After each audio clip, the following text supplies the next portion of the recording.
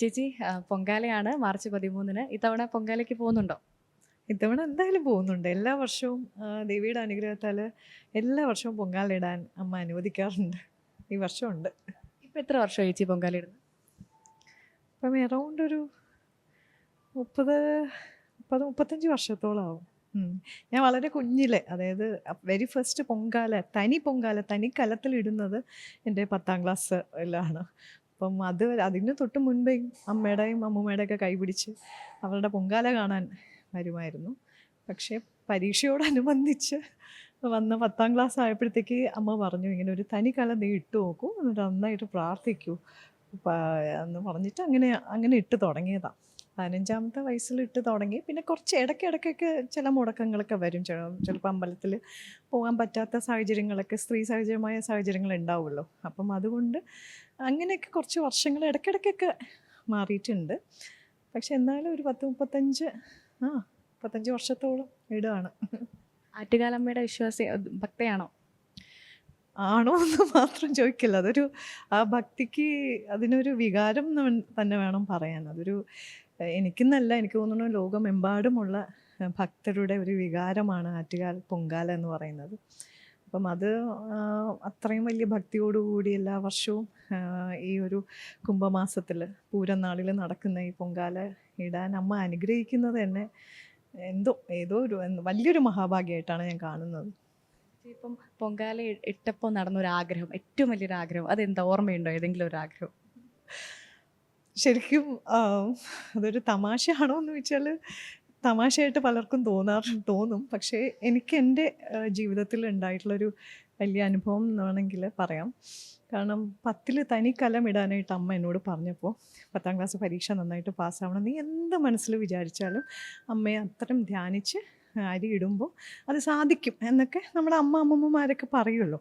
പക്ഷെ ഞാൻ അന്ന് പൊങ്കാല ഇട്ടതിലൊരു 3-4 പ്രാർത്ഥനകളിൽ ഒന്നാണ് ജീവിതത്തിൽ അന്ന് 15ാമത്തെ വയസ്സിൽ എനിക്കൊരു നല്ല കല്യാണം കിട്ടണം. അമ്മയും അമ്മൂമ്മയും അറിയാത്ത അന്നത്തെ ആ ഒരു കൗമാര പ്രായത്തിൽ ഉണ്ടാവുന്ന ഒരു പ്രാർത്ഥന. അത് ഏതൊരു കുടുംബിനിയും ഇല്ലെങ്കിൽ ഏതൊരു സ്ത്രീയും ആഗ്രഹിക്കുന്ന പോലെ നല്ലൊരു കുടുംബസ്ഥനെയാണ് കിട്ടിയത്.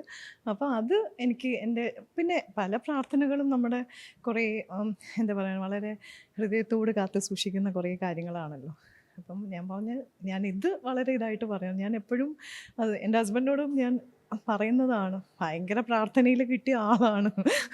എന്തെങ്കിലും തെറ്റുകൾ ചെയ്തിട്ടുണ്ടെങ്കിൽ അങ്ങനെയൊക്കെ പറഞ്ഞ് വെറുതെ തമാശയിൽ പറയുമായിരുന്നു. പക്ഷേ അത് എല്ലാവർക്കും ഇത് കേൾക്കുമ്പോൾ ഒരു പക്ഷേ തമാശയായിട്ട്, ഈ 15ാമത്തെ വയസ്സിൽ അന്ന് ആ കാലത്ത് ഒക്കെ ഇങ്ങനെ ആഗ്രഹിക്കുമോ എന്ന് ചോദിക്കും. പക്ഷേ അന്ന് എൻ്റെ മനസ്സിൽ അങ്ങനെ ഒരു ആഗ്രഹത്താൽ വന്നതാണ്. പിന്നെ കുറേ കാര്യങ്ങൾ, ഓരോ പ്രാർത്ഥനയും ഇപ്പം ലോകാസമസ്ത സുഖിനോ ഭവന്തു എന്നുള്ളൊരു രീതിയിലും ഞാൻ 1-2 വർഷങ്ങൾ ഇട്ടിട്ടുണ്ട്. ലോകർക്ക് വേണ്ടി, സമാധാനത്തിന് വേണ്ടി, എല്ലാ അമ്മമാർക്കും വേണ്ടി, സഹോദരികൾക്ക് വേണ്ടിയിട്ടും അവർക്ക് ഏറ്റവും ശക്തി നൽകുന്ന പുരുഷന്മാർക്ക് വേണ്ടിയിട്ടും ഒക്കെ അങ്ങനെ ഓരോ വർഷവും ഓരോ പ്രാർത്ഥനകൾ. അത് ആ ഒരു മൊമെൻറ്റിൽ വിളക്ക് കത്തിക്കുന്ന, ഇല്ലെങ്കിൽ അടുപ്പ് കത്തിക്കുന്ന ഒരു നേരത്ത് എന്താണ് മനസ്സിൽ വരുന്നത് അത് വളരെ പ്രോമിനൻ്റായിട്ട് അങ്ങനെ ഓർത്തിരിക്കാറില്ല.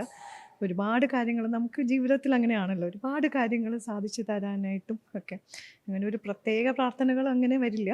എന്തൊക്കെയോ പ്രാർത്ഥിക്കും, കണ്ണ് നിറയും, ചിലപ്പോൾ പുക കൊണ്ടായിരിക്കാം, ചിലപ്പോൾ ഭക്തിയുടെ ഏറ്റവും നിറവിൽ കണ്ണ് നിറയുന്നതായിരിക്കാം, ചിലപ്പോൾ ഒന്നും ബ്ലാങ്കായിട്ട് നിൽക്കുന്നതായിരിക്കും. അങ്ങനെയൊക്കെയാണ് ഓരോ വർഷങ്ങളും പോകുന്നത്. ഇത്തവണ എവിടെയാണ് പൊങ്കാല ഇടുന്നത്? എല്ലാ തവണ ഇടുന്ന സ്ഥലത്ത് തന്നെയാണോ? പൊങ്കാല ഞാനിവിടെ ആറ്റുകാലമ്മയുടെ അടുത്ത് കാലടിയിലാണ്. എനിക്കൊരു ഫ്ലാറ്റുണ്ട്, അവിടെയാണ് വർഷങ്ങളിപ്പോൾ ഒരു 6-7 വർഷമായിട്ട് അവിടെ ഫ്ലാറ്റിൽ തന്നെയാണ് ഇടുന്നത്. അപ്പം അമ്മയുടെ ഏറ്റവും അടുത്തായതുകൊണ്ടും അതും വലിയൊരു ആഗ്രഹമായിരുന്നു. അതിന് തൊട്ട് മുൻപ് വരെ പലരുടെയും വീടുകളിലായിരുന്നു ഇട്ടുകൊണ്ടിരുന്നത്. അപ്പം എനിക്ക് ഒരു വീടുണ്ട് നാലാഞ്ചിറ. പക്ഷേ അവിടെ നിന്ന് അത്രയും ദൂരത്തൊക്കെ ആയതുകൊണ്ട് ഏതാണ്ട് അമ്മയുടെ ആ ഒരു ഏരിയയിൽ തന്നെ ഇരിക്കണം എന്നുള്ളൊരു ഇതുണ്ടല്ലോ. അപ്പം അതുകൊണ്ട് തന്നെ ഏതോ ഒരു സമയത്ത് ഞാൻ പ്രാർത്ഥിച്ചു, ഇതുമാതിരി എനിക്ക് സ്വന്തമായിട്ട് സ്വന്തം അമ്മയുടെ നടയിൽ ഇടാൻ പറ്റുന്ന, സ്വന്തം വീട്ടിലിടാൻ പറ്റുന്ന ഒരവസ്ഥ. അത് ശരിക്കും അവിടെ ഒരു ഫ്ലാറ്റ് വാങ്ങാനായിട്ട് ഇടവന്നു. 6-7 വർഷമായിട്ട് അവിടെയാണ് ഇടുന്നത്.